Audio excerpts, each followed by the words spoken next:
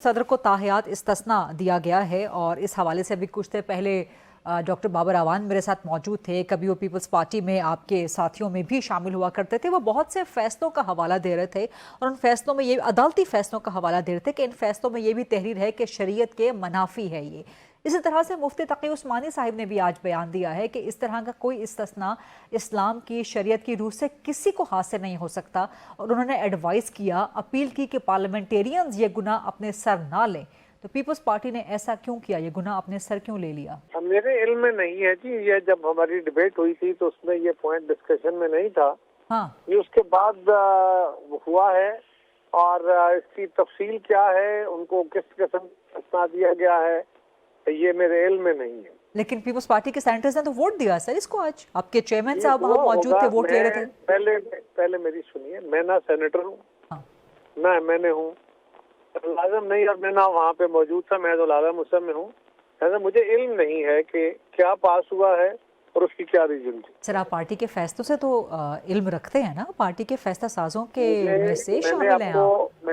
मैंने अर्ज किया कि जब हमारे साथ डिस्कशन थी जी, तो उस वक्त ये पॉइंट डिस्कशन में नहीं था इस्तिस्ना का। हाँ, अब अगर वो हुआ है तो उसकी कोई रीजन होगी, उसकी कोई लॉजिक दी गई होगी। हाँ, मेरे इल्म में नहीं है, लिहाजा मैं इसलिए आपसे कह रहा हूँ कि मैं इस पे कमेंट करने से कासिर हूँ। तो वज़ीर आज़म के हवाले से भी इस इस्तिस्ना की जो है प्रपोजल आई थी, लेकिन वज़ीर आज़म ने इनकार कर दिया।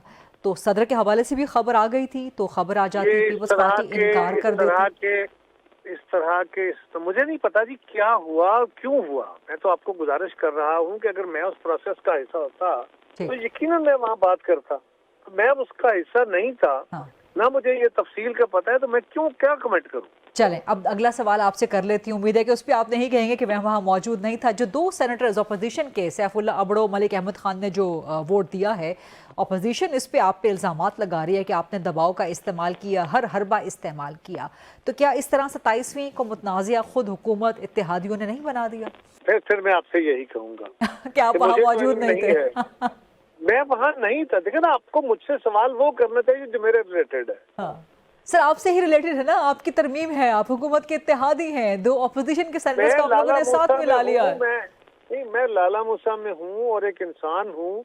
मेरी इतनी इस्तेदाद नहीं कि पाकिस्तान में होने वाली हर खबर। अनफॉर्चुनेटली पार्लियामेंट लाला मूसा में नहीं है, वहाँ होती तो लाजमन आप जवाब दे देते, लेकिन अब पार्लियामेंट मैं वहाँ नहीं था ना।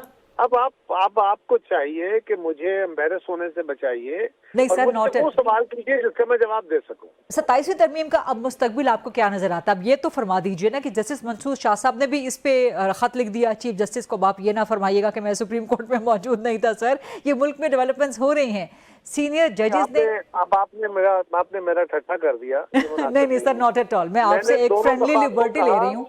अगर मैं वहाँ नहीं था जी और मुझे तफसील का नहीं इल्म, हाँ, तो मैं क्या करिए, मुझे करना चाहिए कि मैं टामुक टोइयां मारूं, हाँ, या मुझे अब इकरार कर लेना चाहिए कि मुझे पता नहीं। अच्छा सर, हर बंदा हर चीज जानता हो। हाँ, होंगे तो कोई लोग ऐसे, मैं ऐसा नहीं हूँ। नहीं, मैं आपसे सिर्फ आपकी राय, आपकी एक सियासी राय। जो 27वीं तरमीम है जी, ये पार्लियामान ने पास की है जी, और यकीनन इसके ऊपर हमारे यहाँ रिवाज हो गया है, अदालतों के अंदर भी, कि अदालतें इस पे कॉग्निजेंस लेती हैं। इस बात के मैं खिलाफ हूँ, लेकिन ये मुझे पता है कि ये मामला अदालत में भी जाएगा, इसके ऊपर बहुत सारे मुबाहिसे भी होंगे। हाँ, और यकीनन जो पर्सन स्पेसिफिक अगर कोई चीज होगी तो उसके ऊपर सवाल भी उठेंगे और वो सस्टेन भी करना उसका मुश्किल होगा। सर, सुप्रीम कोर्ट के अंदर से ही एक जज, जस्टिस मंसूर शाह साहिब ने, जो 26वीं तरमीम के आने से पहले तक चीफ जस्टिस बनने वाले थे, उन्होंने अब चीफ जस्टिस से मुतालबा कर दिया है कि जी आप इस पे फौरन नोटिस लें इस तरमीम के हवाले से।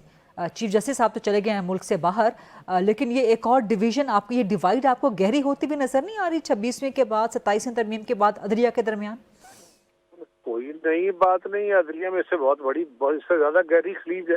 वो अदलिया जिसके आज आधे जज दूसरे जजों से हाथ नहीं मिलाते, उससे बड़ी खलीज क्या होनी है। तो इस डिवीजन को, इस एग्जिस्टिंग डिवाइड को अगर हुकूमत अपने इकदामात से मजीद गहरा कर रही है तो ये क्या अप्रिशिएट गहरा नहीं कर रही, ये उनका अपना इशू है, हम तो गहरा नहीं कर रहे।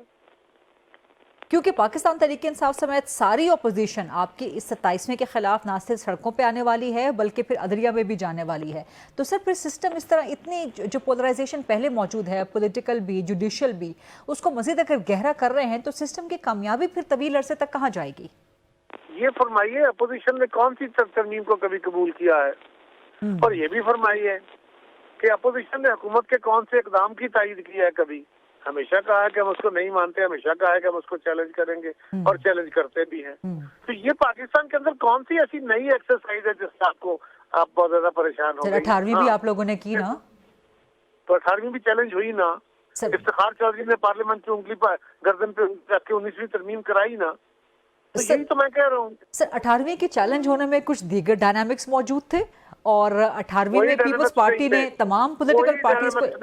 पहली बात सुनिए, वो 9 महीने डिबेट होने के बाद पास हुई थी, कोई डायनामिक्स नहीं थे, सिर्फ एक बात थी और वो कबूल कर दी गई कि पार्लियामेंट्री कमेटी को जजेस की अपॉइंटमेंट में इख्तियार उनका खत्म कर दिया गया। सब जज मान गए।